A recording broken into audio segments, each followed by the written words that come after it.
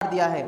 اور آج کل ہم دیکھتے ہیں موجودہ حالات، بینکنگ کے سسٹم، سیونگ اکاؤنٹ اگر جس کا بھی ہے اس میں لازم ہے کہ اس میں سود آتا ہی ہے، انٹرسٹ کے طور پر جو انٹرسٹ آتا ہے یہی سود ہے۔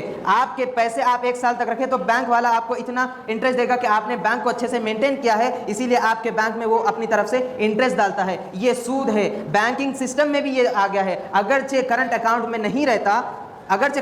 نہیں رہتا سود کا معاملہ، لیکن بینک کا پورا نظام وہی رقم سے چلتا ہے۔ اسی لیے جو آج کل کے بینکنگ کا نظام ہے یہ سراسر حرام ہے، ہمیں چاہیے کہ اس سے بچتے رہنا ہے۔ لیکن چونکہ اگر ہمارے ابھی مجبوری ہے تو جو اکاؤنٹ میں، سیونگ اکاؤنٹ میں جو پیسہ آتا ہے، علماء نے کہا کہ اسے کسی غیر مسلم کو دے دینا چاہیے، ہم استعمال نہیں کر سکتے، نہ خود کے لیے استعمال کر سکتے ذاتی پرسنل کام کے لیے، نہ ہی ہم اس سے تجارت کر سکتے ہیں۔ جو مال آتا ہے سود کا اسے غیر کو دینا چاہیے۔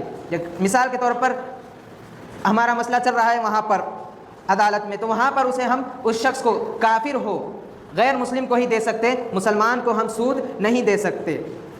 علماء اکرام نے اسلامی سود کا نظام بھی چلانا چاہا، اس میں حنفی علماء بھی ہے، اور اس میں جو بیمہ جو انشورنس کا ہے اسے بھی علماء نے، حنفی علماء بھی اسے سود کہا ہے۔ جو انشورنس جو کراتے ہیں لوگ اپنی جان کا، گاڑی کا، کسی بھی چیز کا، یہ بھی علماء نے اسے سود کہا ہے۔